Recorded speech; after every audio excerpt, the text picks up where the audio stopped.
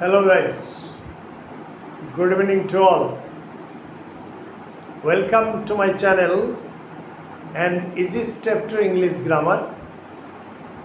I am a native speaker, Sukumar Bairagi, and tonight's topic of discussion or matter of discussion is figure of speech.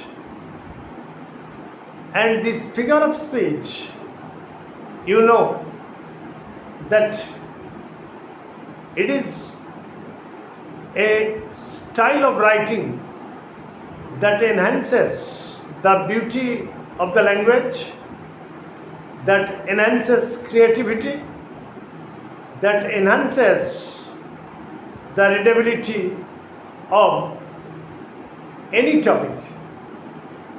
However,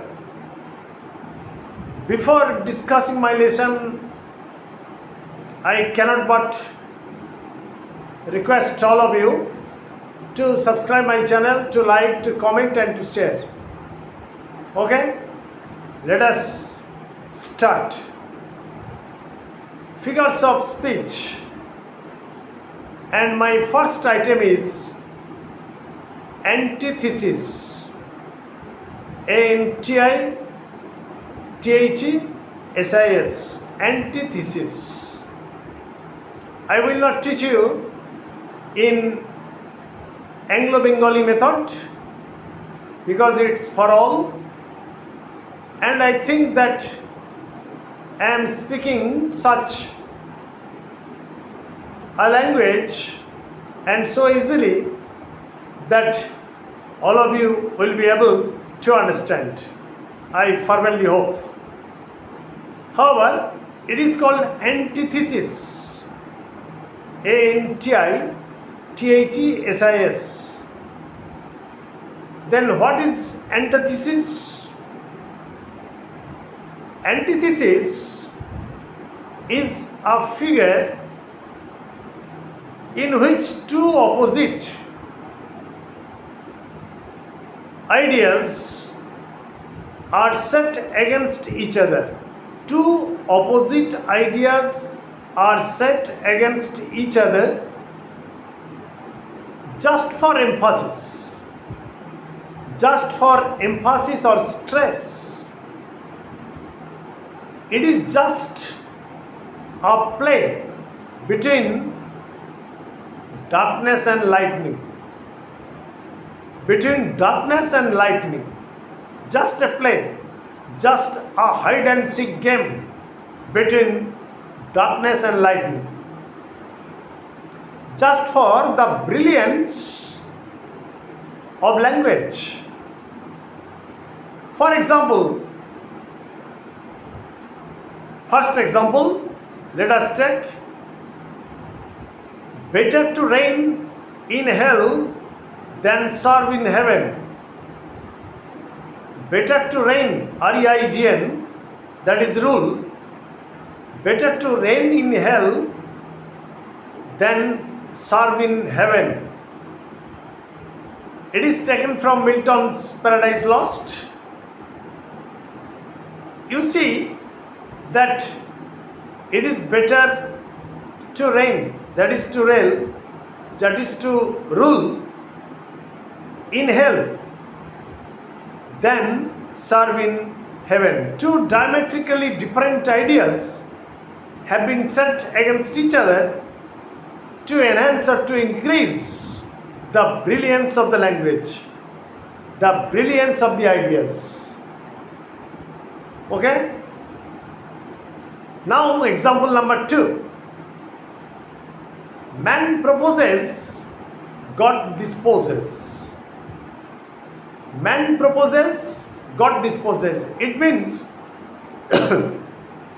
what men expect, it may be rejected by God. So, man proposes, God disposes.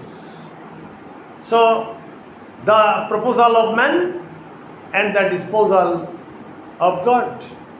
So, two diametrically different ideas have been set against each other just for emphasis, just for brilliance. Okay? Now come to the third example. God made the country. God made the country. Man made the town. So, when country was made, it was the gift of God. It was the blessings of God. And man, with his continuous struggle, or with the help of technology, with the help of science, has made town. So, God made the country and man made the town. Two different ideas have been placed side by side just to enhance the brilliance of language, just to enhance or increase the intelligence of the language or ideas. Okay? Now come to another example.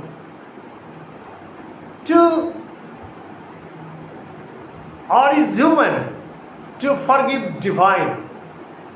That means it is natural for a human being to make errors. Or is human. It is natural for a human being to make error. And what is the function of God? To forgive divine.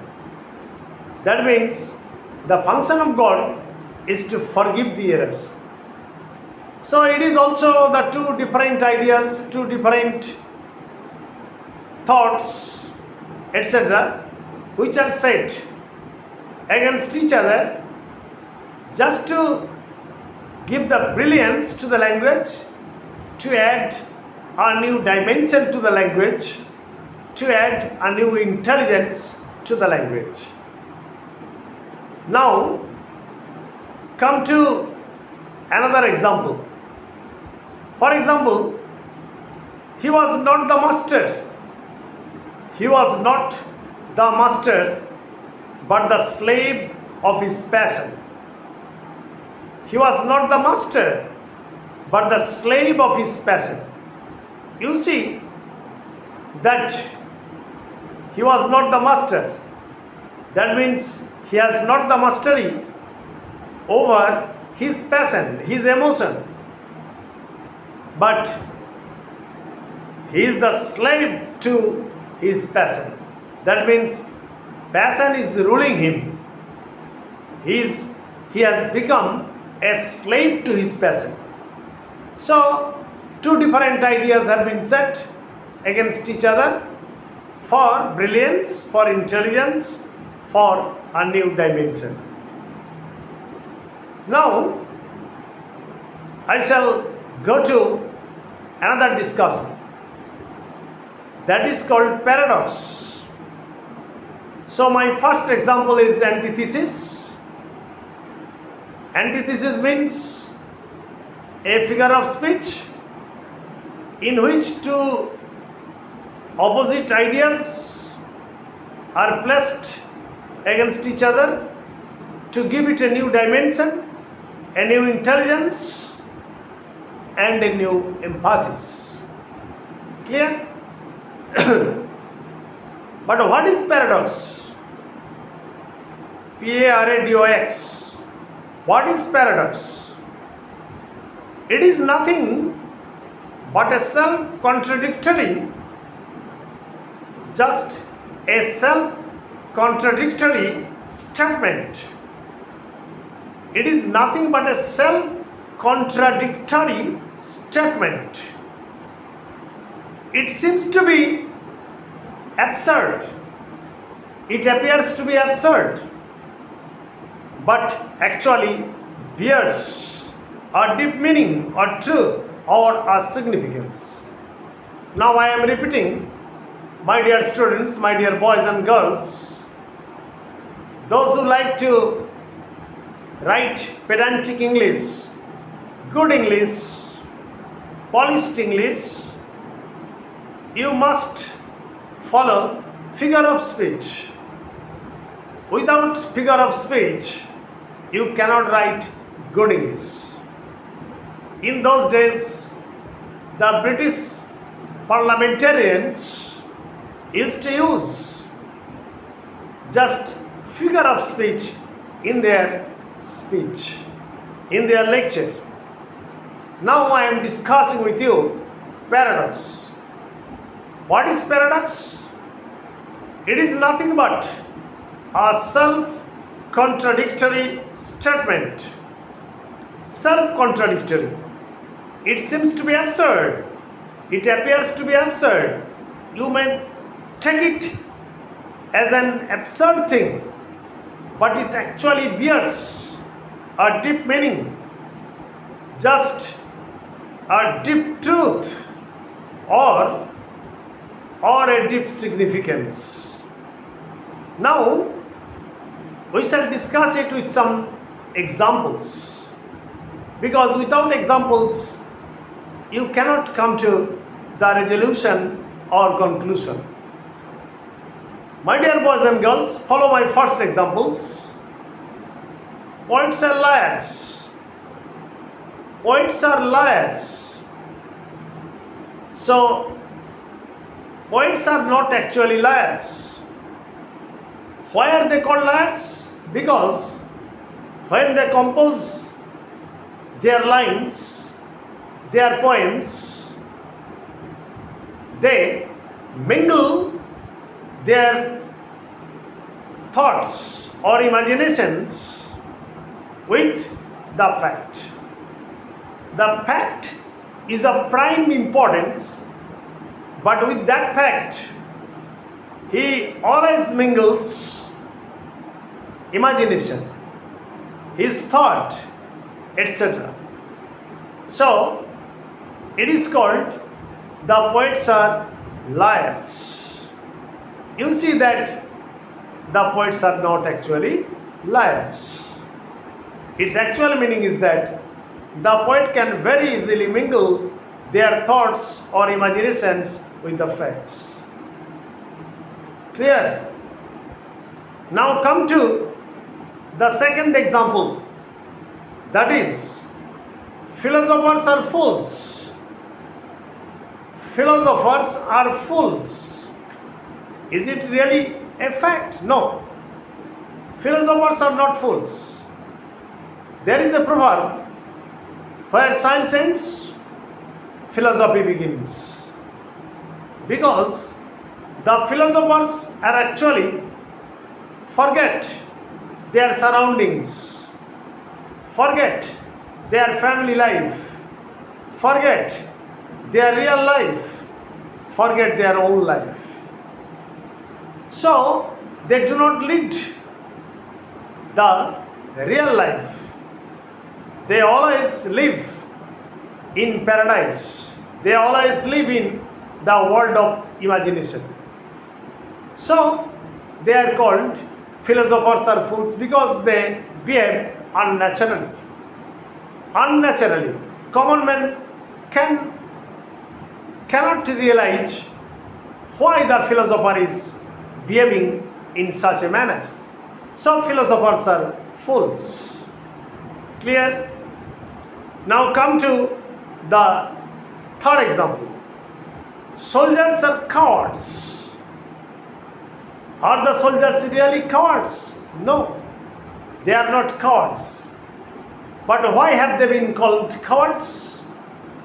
Because when fighting in the battlefield, they have to take various tackles, various tricks like cowards, because they hide themselves in a trench.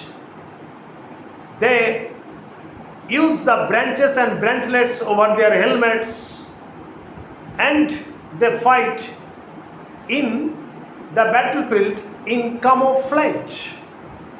So, ironically, they are called, or humorously they are called, philosophers are fools, or soldiers are cowards. Actually, soldiers are not cowards. It is their battle tricks. India, now come to the last example. India, the richest country of the world, that is the richest country of the world with respect to heritage, with respect to culture, with respect to many other castes, creeds, religions, etc. India, the richest country of the world, is inhabited by the poorest people. It is a clear contrast.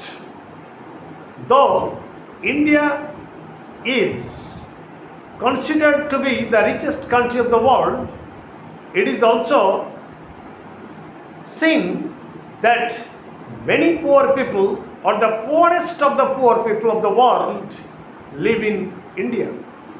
So, two different ideas have been set.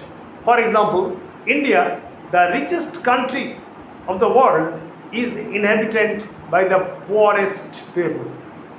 Okay, let us complete here. Let us end my lecture here. So, I have discussed with you two figures of speech, that is antithesis and paradox. And I think that all of you will follow my lecture very meticulously, very carefully and attentively, and you may take down the notes while listening to the video or while watching the video, and I think I am able to enter your mind. And if you encourage my channel, if you press the bell icon for all notifications, you must press the bell icon. Please like, comment and share. Thanking all of you. Good night. Stay safe, stay mellow.